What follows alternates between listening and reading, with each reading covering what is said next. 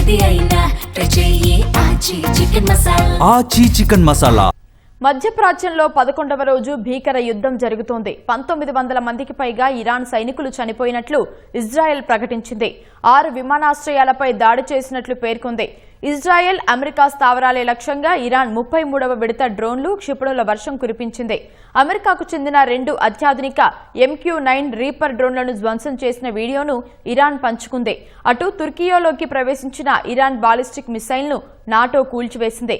బహ్రెయిన్లో Iran భారీ drone దాడి చేసింది.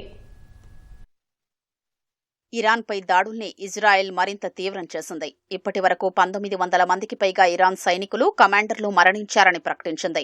టెహ్రాన్లోని మెహరాబాద్ సహా ఇరాన్లోని 6 విమానాశ్రయాలపై దాడులు చేసినట్లు తెలిపింది.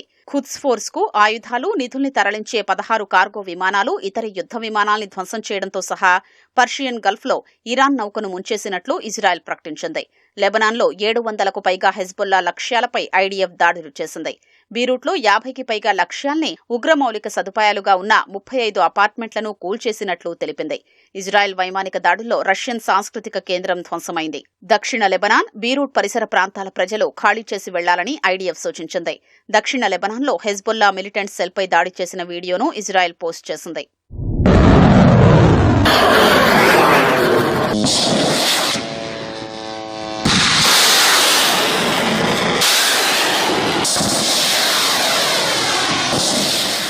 ఆపరేషన్ ట్రూ ప్రామిస్ 4లో భాగంగా ఇరాన్ జరిపిన దాడుల్లో మరో అమెరికా సైనికుడు మృతి చెందాడు. ఇజ్రాయెల్తో పాటు గల్ఫ్ దేశాల్లోని యుఎస్ స్థావరాలపై టెహ్రాన్ 33వ విడత క్షిపణులతో దాడులు చేసింది. 1 టన్ను వార్హెడ్లను వాడినట్లు పేర్కొంది. ఖతార్, యుఏఈ, కువైట్, బహ్రెయిన్లో పేలుళ్ల శబ్దాలు వినిపించాయి. బహ్రెయిన్లోని బాప్కో చమురు శుద్ధి కర్మాగారం లక్ష్యంగా ఇరాన్ డ్రోన్ దాడి చేసింది. రాజధాని మనామా సమీపంలోని రిఫైనరీలో భారీగా మంటలు చెలరేగి ఆకాశంలో నల్లటి పొగ కమ్ముకుంది. టెల్ అవీవ్ నగరంపైకి లెబనాన్ నుంచి హెజ్బుల్లా ప్రయోగించిన క్షిపణుల్ని ఇజ్రాయెల్ చాలా వరకు గగనతలంలోనే అడ్డుకుంది. వరుసగా క్షిపణులు దూసుకురావడంతో ప్రజలు సురక్షిత ప్రాంతాలకు పరుగులు తీశారు. సెంట్రల్ ఇజ్రాయెల్లో ఒకచోట క్షిపణి తాకినట్లు ఐడీఎఫ్ తెలిపింది. హైఫాలో సముద్ర నిఘాకు కీలకమైన స్టెల్లా మారిస్ నౌకాదళ స్థావరంపై హెజ్బుల్లా క్షిపణులతో విరుచుకుపడింది. కిర్యాత్ ఎలియేజర్ ఎయిర్బేస్, రాఫెల్ పరిశ్రమపైకి 20 రాకెట్లు, డ్రోన్లను ప్రయోగించింది. రెండోసారి తుర్కియేలోకి ప్రవేశించిన ఇరాన్ బాలిస్టిక్ క్షిపణిని నాటో కూల్చింది. మిత్ర దేశాల నుంచి అమెరికా దాడులు చేయడం వల్లే ఆ దేశాల్ని లక్ష్యంగా చేసుకుంటున్నట్లు ఇరాన్ తెలిపింది.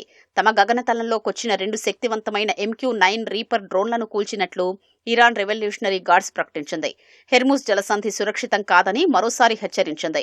తమపై దాడులకు పాల్పడుతున్న అమెరికా, ఇజ్రాయెల్ రాయబారుల్ని బహిష్కరించే దేశాల వాణిజ్య నౌకలకు హెర్ముజ్ గుండా సురక్షిత ప్రయాణం కల్పిస్తామని ఇరాన్ ప్రతిపాదించింది.